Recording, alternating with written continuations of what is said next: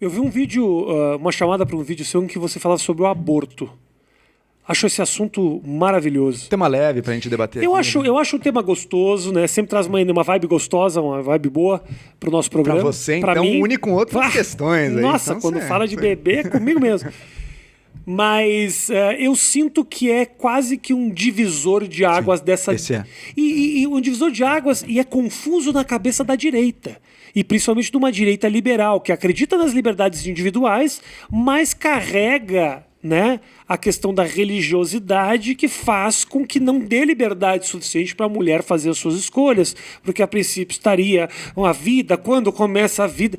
É um assunto muito complicado e muito surpreendente. Tem pessoas liberais completamente contra a legalização do aborto, e de vez em quando eu pego pessoas super direitistas e religiosas que falam, não, imagina, a mulher acima de tudo, a vida dela. O que você pensa sobre esse tema, cara? O foco... Não é meio louco politicamente? É louco politicamente porque ele não obedece direitinho a essas divisões. Tem gente de esquerda contra o aborto até. A esquerda católica no Brasil foi bem forte, bem importante. Hoje em dia está em baixa, mas tinha. Frei Beto, outras figuras, são contra o aborto. Né?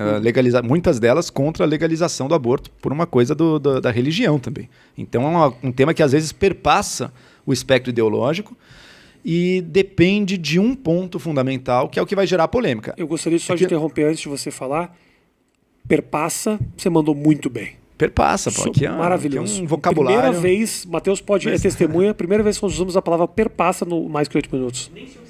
Nem eu. Mas eu tô fazendo de conta, eu só faço assim para ele. É isso mesmo. Então vamos perpassar essa discussão. Ok. Qual que é a questão central?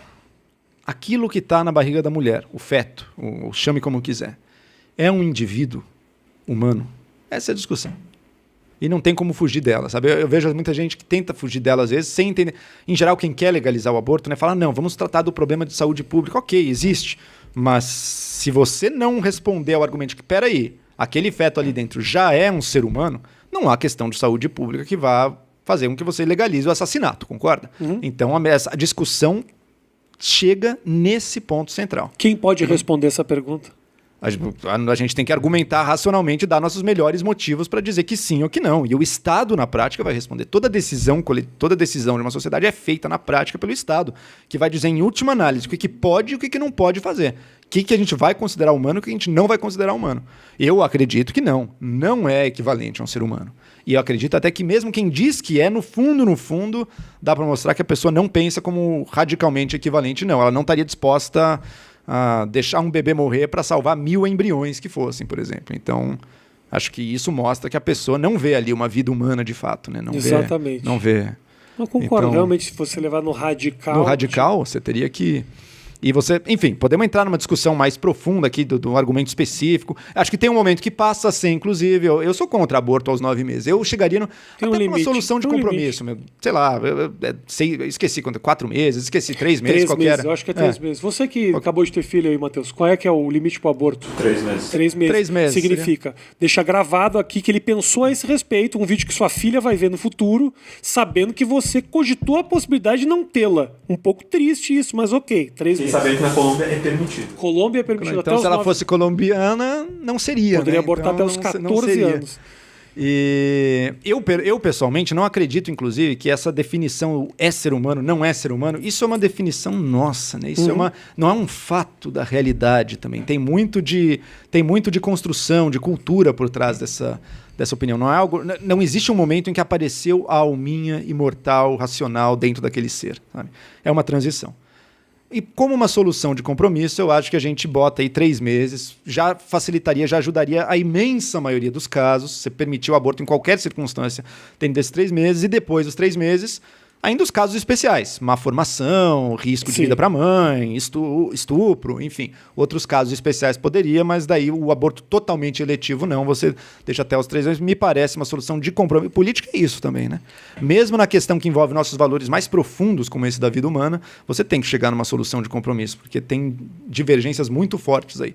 Eu acharia que estaria de bom tamanho para o país, e não é nem o radicalismo de proibir tudo, e não é nem o radicalismo de dizer não.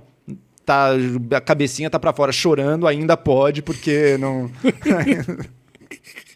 Eu não deveria estar rindo disso, mas eu achei engraçado.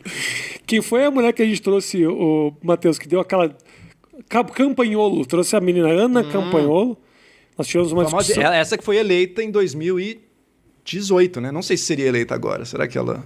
Ela foi eleita, não foi? Cresceu muito. Ela cresceu? Só com base no meu 8 minutos que eu fiz com ela. Sim. Eu vou me lançar candidato depois daqui, Rafinha. Não, então você é difícil de descontextualizar. Você é um cara muito razoável. É difícil, né? Você é um cara muito razoável. É difícil. Surpreendentemente, um liberal razoável. Não é uma coisa tão simples. Louco, obrigado. Mas eu trouxe ela num programa, a gente conversou, que foi uma conversa até amigável. Eu nunca discuti com ela, mas... Sim, foi amigável, achei ela legal pra caralho. Na verdade é essa. Eu noto nitidamente que se você olha bem pra ela, você fala, você não pensa isso. É o tipo de... Mas dá fama, né? Paga as contas, né? Figura que pra mim exagera as suas teorias e seus raciocínios. O antifeminismo, né? Por quê? Porque paga as contas, porque né? Paga as contas, porque o povo vibra e tudo mais. Até hoje, essas frases do lado do negócio são descontextualizadas o tempo inteiro.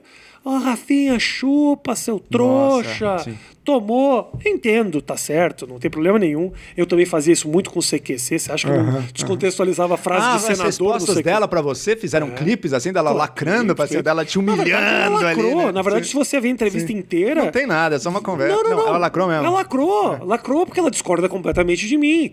Nem a descontextualização que foi o grande problema. O grande problema é que nós pensamos muito diferente. A questão do aborto foi uma das questões pra mim que ficaram mais claras, assim. Eu acho ela uma mulher interessantíssima, assim, sabe?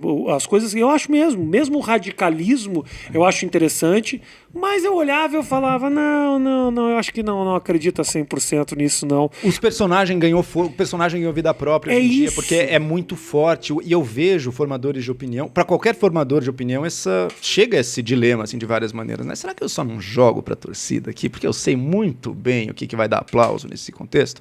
Mas daí você escolhe, você tem uma integridade de um pensamento que quer ficar de pé por conta própria, ou você quer jogar para os slogans mais superficiais, idiotas, ali, de uma massa que só quer repetir o que faz ela se sentir bem. Eu sinto que foi isso um pouco que rolou no nosso papo. Eu ainda gosto muito daquela entrevista, não me arrependo do que aconteceu, mas quando eu vejo a galera vibrando... É interessante que geralmente quem vibra com elas são as pessoas com as quais eu discordo. Sim. Eu olho no perfil, inclusive, e vejo, mas esse cara, nem que eu nascesse de novo, a gente teria como pensar parecido.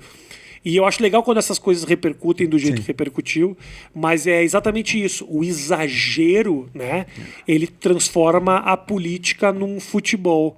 E as pessoas gostam do jogo. Gostam do jogo. Mas mas do ponto de vista do pensamento, é detestável. Eu acho detestável quem numa conversa assim, não, eu vou ter que lançar essa frase aqui, porque depois eu sei que vão fazer o videozinho. Isso eu acho um negócio assim, imbecilizante ao máximo.